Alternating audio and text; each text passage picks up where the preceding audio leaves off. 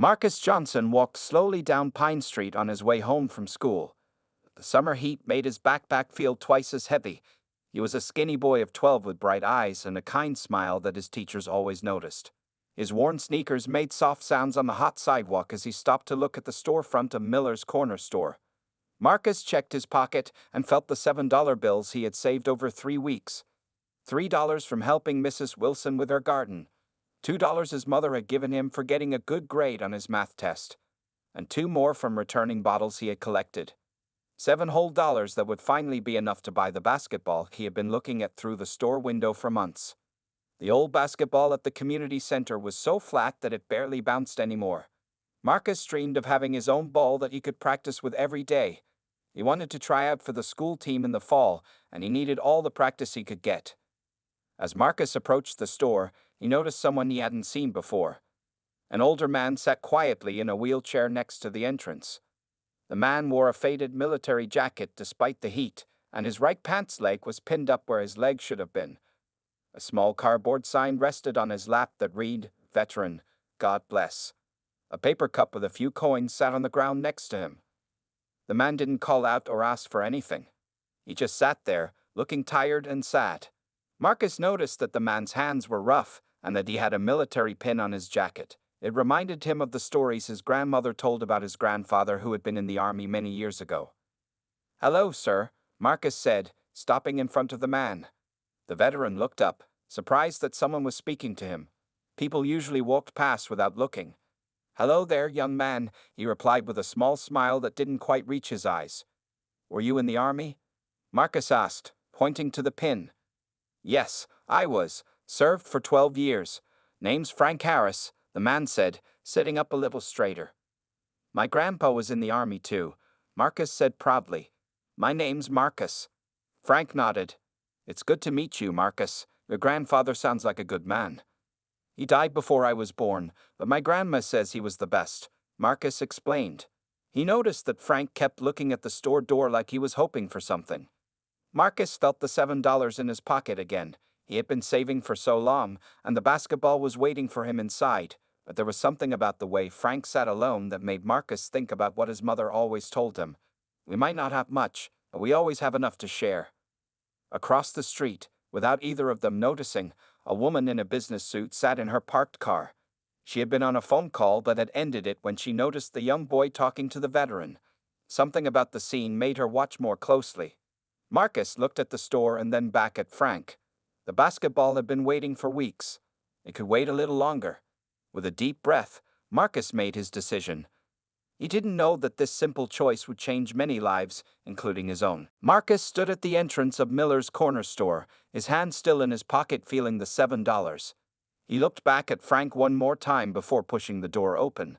The cool air inside felt good after standing in the hot sun. Mr. Miller nodded at Marcus from behind the counter. "Afternoon, young man. Finally getting that basketball today." Marcus smiled but didn't answer right away.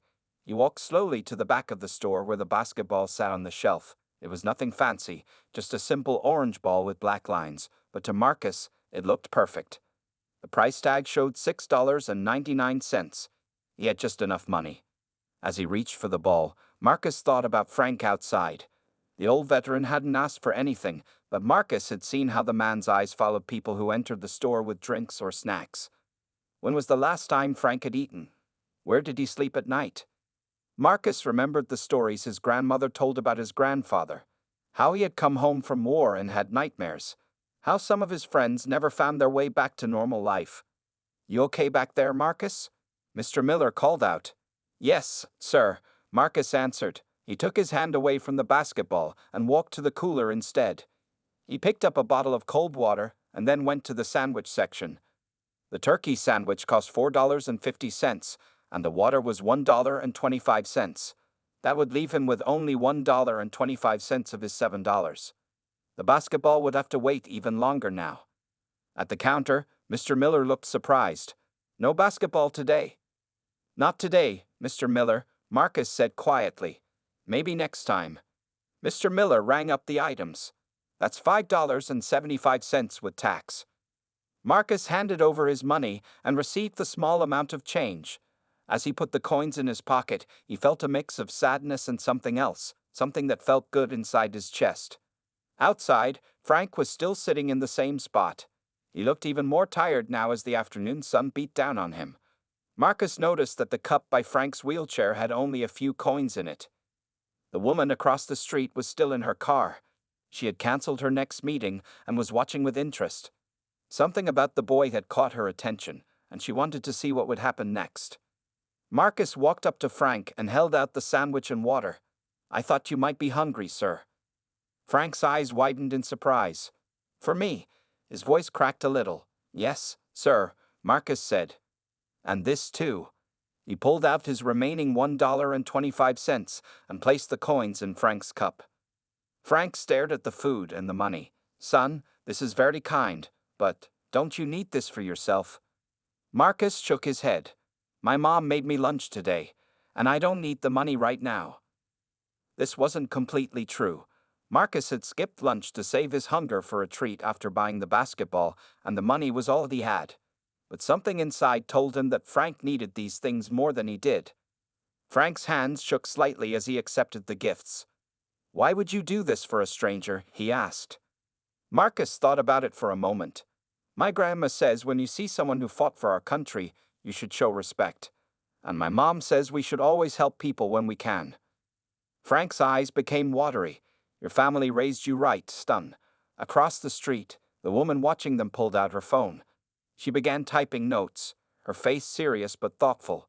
What she had just seen had given her an idea, one that would soon change everything for both Marcus and Frank. Frank's hands trembled slightly as he unwrapped the sandwich.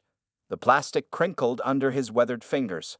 Marcus noticed a small military tattoo on the man's wrist, faded with age but still visible. "When did you last eat, sir?" Marcus asked, watching as Frank took a careful first bite. Frank chewed slowly before answering. "Yesterday morning. Had some coffee and a donut at the shelter before they closed for cleaning." He took a sip of water, closing his eyes for a moment as if savoring the simple pleasure of cold water on a hot day. Marcus shifted his weight from one foot to the other. He should be heading home. His mother would worry if he was late, but something made him want to stay a little longer. "Where were you stationed?" Marcus asked, remembering how his grandmother always used this question when she met veterans. Frank's face brightened slightly. "All over. Started in Germany, then 2 tours in Iraq, and finished in Afghanistan. That's where this happened." He gestured toward his missing leg. "Roadside bomb. Lost 2 friends that day." The woman in the parked car across the street had rolled down her window slightly. Though she couldn't hear their words, she could see the boy's attentive posture and the veteran's animated hand gestures as they talked. "My name is Diane Powell," she whispered to herself, making a decision. She reached for her expensive leather purse and pulled out a business card. Meanwhile, Marcus was learning about Frank's life before the military. "I was studying engineering, if you can believe that," Frank said, his voice growing stronger as he ate. "Could build or fix just about anything. Had plans to design bridges after service." Marcus's eyes widened. "Really? I love building things. I made a solar-powered car for the science fair last year." Frank smiled, a real smile this time that reached his eyes. "Is that right? How'd you power the motor?" "Used an old calculator's solar panel," Marcus explained excitedly. "My teacher said it was cleverly done, but I know it could have been better if I had proper materials." As they talked about circuits and energy conversion, Frank seemed to transform. His back straightened, his hands became steady, and his voice grew confident. This wasn't a homeless veteran anymore, but a knowledgeable engineer sharing his passion. Across the street, Diane Powell stepped out of her car. Her tailored business suit and pearl necklace made her stand out in this neighborhood. She checked for traffic before crossing toward the store. "My mom works at the hospital," Marcus was saying. "She's a nursing assistant. Works real hard." "She must be proud of you," Frank replied, carefully folding the sandwich wrapper into a neat square. "Not many kids your age would give away their money to an old broken soldier." Marcus shrugged. "You're not broken, sir. My mom says people just need different things at different times."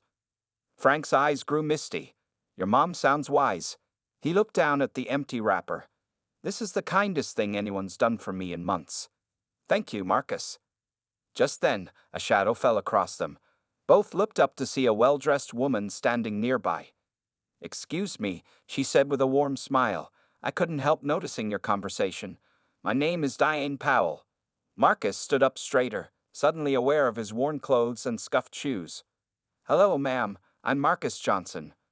Frank nodded politely, but seemed to shrink back into himself, the confidence he'd shown while talking about engineering fading away.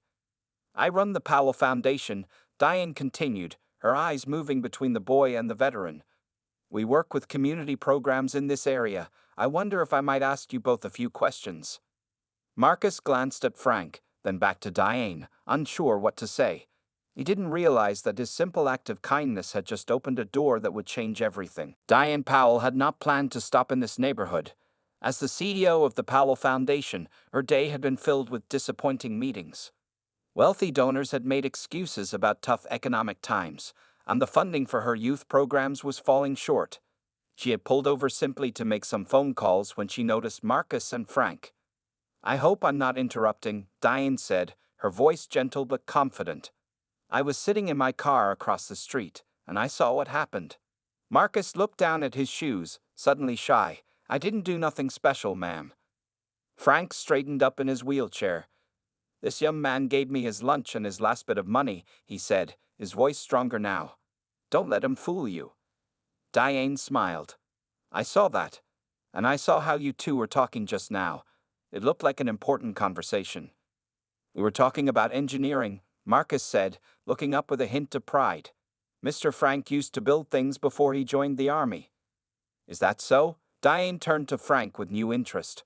"What kind of engineering?" "Structural mostly," Frank replied. "Bridges, buildings. Was halfway through my degree when I enlisted. Never finished after." He gestured at his missing leg. Diane nodded thoughtfully. "And you, Marcus? You're interested in engineering too?" "Yes, ma'am. I like making things work better. Fixed my neighbor's radio last month. And I'm good at math." A passing car humped loudly at another driver, making all three of them turn. The brief interruption reminded Marcus of the time. "I should get home," he said suddenly. "My mom will worry." "Where do you live?" Diane asked. "Oakwood Apartments. It's about 20 minutes that way." Marcus pointed down the street. Diane checked her watch. "I could give you a ride if your mother wouldn't mind. I'd like to talk more with both of you." Frank shifted uncomfortably. "Ma'am, I appreciate your interest, but I should be moving along too. The shelter opens at 5, and I need to get in line." "Which shelter?" Diane asked, pulling out her phone. "Veterans Haven on 8th Street." Diane tapped something into her phone. "I know the director there, James Wilson. Good man." She looked at Frank directly. "Would it be all right if I called him?" Frank looked surprised but nodded slowly. Diane stepped away and made a quick call, speaking quietly. Marcus and Frank exchanged glances, both unsure what was happening. "Mr. Wilson says they'll hold a spot for you tonight, Frank," Diane said when she returned. "No need to rush there now." Relief washed over Frank's tired face. "Thank you, ma'am." Diane turned to Marcus. "Now, about that ride home. Would your mother be okay with that? You could call her from my phone." Marcus hesitated, remembering his mother's warnings about strangers. But Diane didn't seem like a dangerous person, and Frank was here too. "Yes, ma'am, I can call her." As Marcus used Diane's phone, she knelt beside Frank's wheelchair. "The foundation I run works with veterans and underprivileged youth. We're always looking for mentors with real-world experience." Frank's eyebrows rose. "Mentors? Like me?" "Exactly like you," Diane said firmly. "Your engineering background could inspire kids like Marcus. We could start with just a few hours a week, paid of course." Frank's mouth opened in surprise. "Paid? But I haven't worked in years." "Sometimes all people need is a chance," Diane said, using the same words Marcus had told Frank earlier. Marcus returned with the phone. "My mom says it's okay if you drive me. She wants to meet you when we get there." Diane stood up, smoothing her skirt. "Perfect. And Frank, would you join us? We can drop you at the shelter afterward, and I'd like to discuss this mentor idea further." As they walked toward Diane's car, Marcus helping to push Frank's wheelchair, None of them realized that this chance meeting was only the beginning of something much bigger than any of them had imagined. The ride to Marcus's apartment was quiet at first. Diane's sleek black car had soft leather seats that Marcus ran his fingers over, amazed at how smooth they felt. Frank sat in the front passenger seat while his folded wheelchair took up most of the trunk space. "So, Marcus," Diane said, breaking the silence, "tell me about school. What grade are you in?" "Seventh grade at Roosevelt Middle School," Marcus answered. "I like it okay. Math and science are my favorite subjects." Frank turned slightly in his seat. "Any good teachers there?" Marcus's face brightened. "Mr. Gonzalez for science. He lets us do extra experiments if we finish our work early. He gave me some old circuit boards last month to practice with." Diane made a mental note of the teacher's name. "And what about after school? Any activities or clubs?" Marcus looked down at his hands. "Not really. Mom works 2 jobs, so I have to go straight home to watch my little sister until Mom gets back from her first job. Then I go to the library sometimes if she's home in time." "2 jobs?" Frank asked, his voice soft with understanding. "Yeah, she's a nursing assistant during the day, then she cleans offices 3 nights a week." Pride mixed with sadness in Marcus's voice. "She works real hard." Diane drove carefully, navigating through narrow streets that became more run down with each block. "What does she clean?"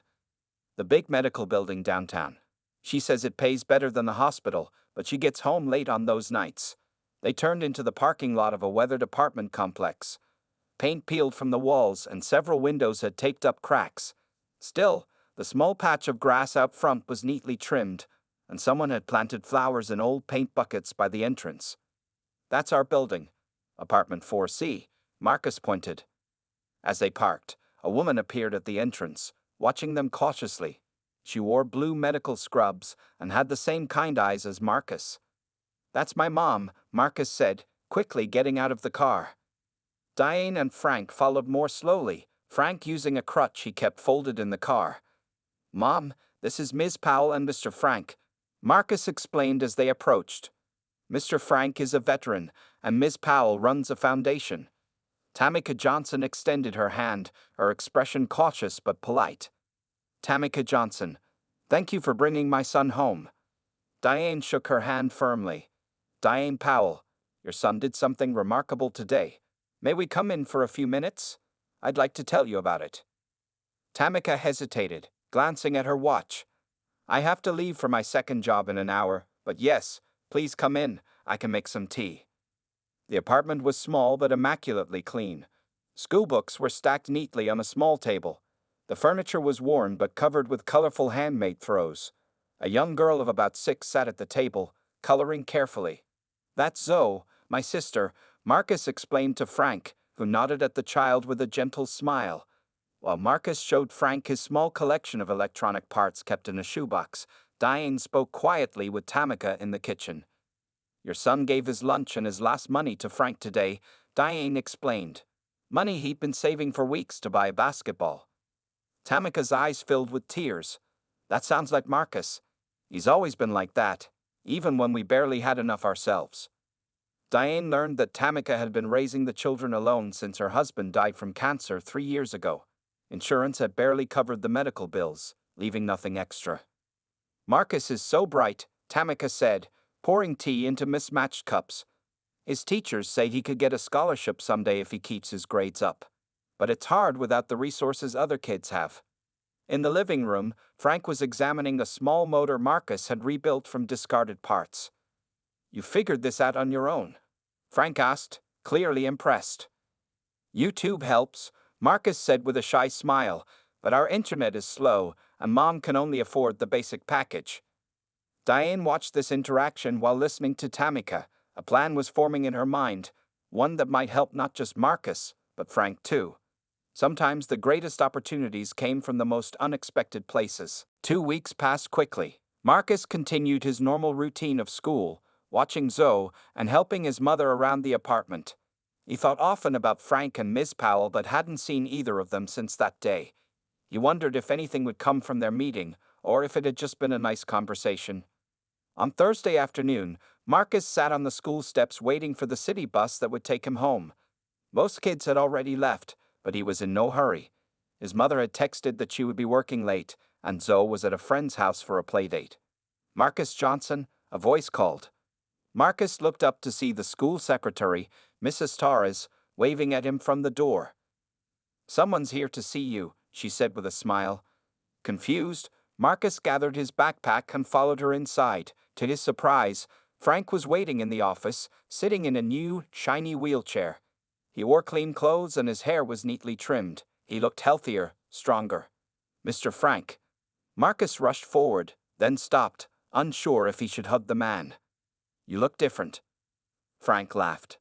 "Feel different too, son." He extended his hand for a proper handshake, which Marcus returned with a huge smile.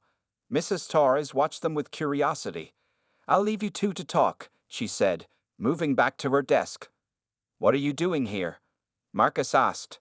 "How did you know where to find me?" "Miss Powell helped me track you down," Frank explained. "I've been staying at a veterans housing program she connected me with.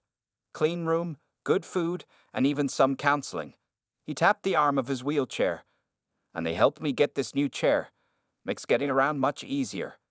Marcus noticed that Frank seemed different in more ways than just appearance. He sat taller, spoke clearer, and his eyes had a spark that hadn't been there before. "That's awesome, Mr. Frank." "But that's not why I'm here," Frank said, his voice becoming serious. He reached behind his wheelchair and pulled out a paper bag. "I've come to repay a debt." Frank handed the bag to Marcus, who opened it curiously. Inside was a basketball, not a cheap one like he had planned to buy, but a professional quality ball. Marcus pulled it out, his mouth open in shock. As he turned it in his hands, he saw signatures written on the orange surface. "Those are from the Detroit Pistons," Frank explained. "Miss Powell has connections, apparently." Marcus was speechless. He ran his fingers over the signatures, unable to believe what he was holding. "How did you know about the basketball?" he finally managed to ask. "Miss Powell told me. She said you were saving up for one when you decided to help me instead." Frank's voice grew softer. "No one has made that kind of sacrifice for me in a long time, Marcus." Marcus hugged the ball to his chest. "Thank you, Mr. Frank. This is the best thing ever." Frank smiled, but then became serious again. "There's something else, Marcus. Miss Powell asked me to bring you to her office. She has a proposal for both of us." "A proposal?" Marcus asked. "Yes, she's offered me a part-time job as a mentor in a new program she's starting, teaching basic engineering to kids." Frank's eyes shone with pride.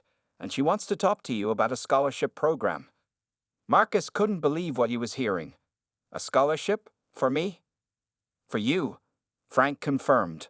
"Her driver is waiting outside to take us to her office. I called your mother, and she'll meet us there. She's already talked with Miss Powell about it." As they headed outside, Marcus still clutching his basketball, he remembered that moment 2 weeks ago when he had decided to give Frank his money instead of buying a cheaper ball. He never could have imagined where that simple act would lead. "Sometimes," Frank said, as if reading his thoughts, "the smallest kindness can change everything." The Powell Foundation occupied the top floor of a gleaming office building downtown. Marcus had never been in a place like this before. The elevator had mirrors on all sides, and the hallways were wide with soft carpets that muffled their footsteps. Frank guided his wheelchair confidently as they followed a young woman who had greeted them in the lobby. "Miss Powell is waiting for you in the conference room," she said with a friendly smile. "Can I get either of you something to drink?" "Water would be nice," Frank replied. Marcus nodded in agreement, too overwhelmed to speak. The conference room had a long table surrounded by comfortable chairs. Through large windows, Marcus could see the entire city spread out below. His neighborhood was somewhere in the distance, looking small from up here.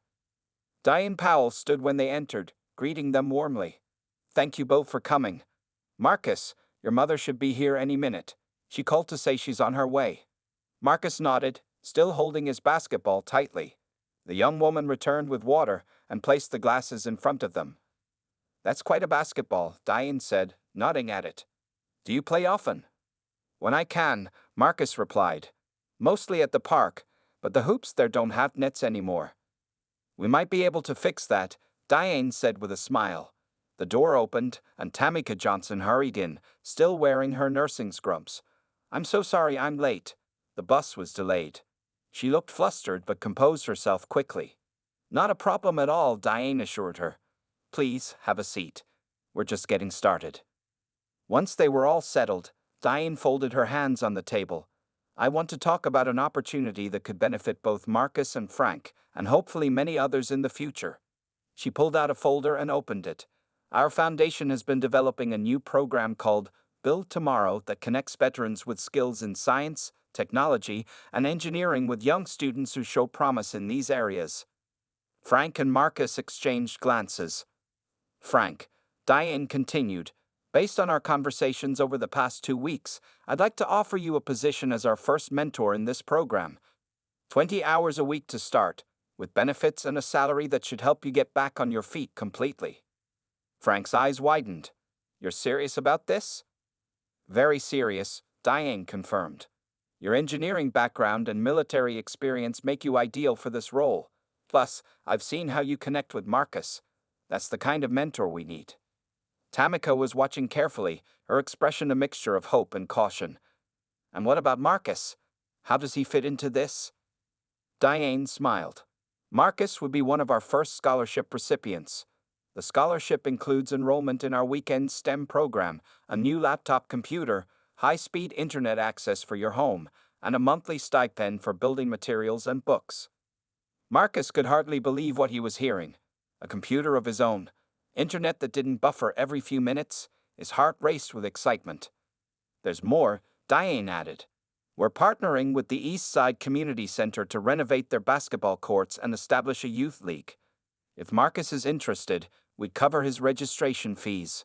Tamika's cautious expression gave way to tears. This is too much. Why would you do all this for us? Diane looked at Marcus, then at Frank. Because when I saw your son give his last dollar to a stranger, I realized he has something we need more of in this world. And when I heard Frank talk about engineering with such passion despite his circumstances, I knew he had something valuable to share. She leaned forward. This isn't charity, Mrs. Johnson. This is investment in potential. Marcus has remarkable potential, and Frank has untapped wisdom and experience. My foundation exists to connect these dots. Frank cleared his throat, emotion making his voice rough. I never thought I'd work again. After losing my leg, it seemed like nobody wanted what I had to offer.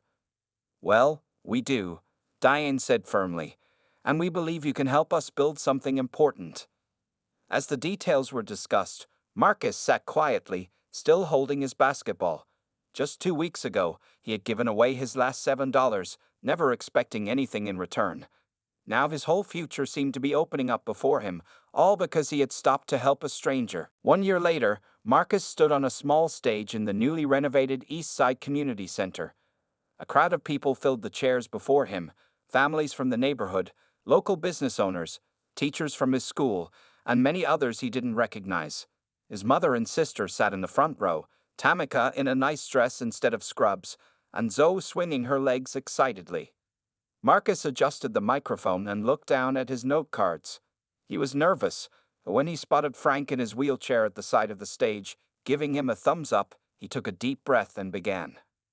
A year ago, I gave $7 and a sandwich to a veteran I didn't know, Marcus said, his voice steady despite his racing heart. I never expected anything to happen because of it. I just thought someone needed help more than I needed a basketball. The audience was quiet, listening carefully. That small choice changed everything, not just for me, but for my family, for Mr. Frank, and now for a lot of other kids in our neighborhood. Marcus gestured toward a table where several science projects were displayed. The Build Tomorrow program has 25 students now. We built solar-powered lights for the park, a weather station for our school, and robots that can solve simple problems. Behind him, a large screen showed pictures of the students working on their projects. In many of the photos, Frank could be seen guiding them, pointing out details, or demonstrating techniques. Mr. Frank taught us that engineering isn't just about building things. It's about solving problems to help people, Marcus continued. And Ms. Powell showed us that when people work together, big changes can happen. Diane Powell sat beside Tamika, smiling proudly as Marcus spoke. My mom doesn't have to work 2 jobs anymore, Marcus said, looking at his mother with love in his eyes. The Powell Foundation hired her to coordinate parent involvement in the Build Tomorrow program. She's really good at it. Tamika wiped a tear from her cheek, nodding in acknowledgement. The basketball courts outside are fixed now, with new hoops and nets. Our team won the city championship last month. Marcus grinned as several kids in the audience cheered. But the best part is what's happening at Veterans Haven Shelter. The screen behind him showed images of a workshop being built onto the side of the Veterans Shelter. 8 more veterans have joined the mentor program. They teach everything from engineering to computer programming to carpentry. Some of them have even found full-time jobs because of the skills they practiced as mentors. Frank wheeled himself onto the stage now, joining Marcus at the microphone. When Marcus gave me his last few dollars that day, Frank said, his voice deep and sure, he didn't know I was thinking about giving up. I felt useless, forgotten, but his kindness reminded me that I still had something to offer. Frank rested his hand on Marcus's shoulder. This young man didn't know who was watching when he helped me, but someone was, and that someone, he nodded toward Diane, saw the potential in both of us that we couldn't see ourselves. As they finished speaking, the audience rose in a standing ovation. Mayor Jenkins walked onto the stage, carrying a plaque. The city of Detroit recognizes the Build Tomorrow program as a model of community partnership, the mayor announced. We're providing funding to expand it to 5 more neighborhoods next year. After the ceremony, as people enjoyed refreshments and explored the student projects, Marcus found a quiet moment with Frank and Diane. Did you ever imagine all this would happen? Marcus asked them, looking around at the crowded room. Diane shook her head. I knew we could make a difference, but this has exceeded even my expectations. Frank smiled, the tired look long gone from his eyes. That's the thing about kindness, Marcus. You never know how far the ripples will go. Marcus nodded, thinking about the $7 that had started it all. The basketball signed by the Detroit Pistons now sat in a special case in his bedroom. It was a reminder that sometimes the things we give away bring back much more than we could ever imagine.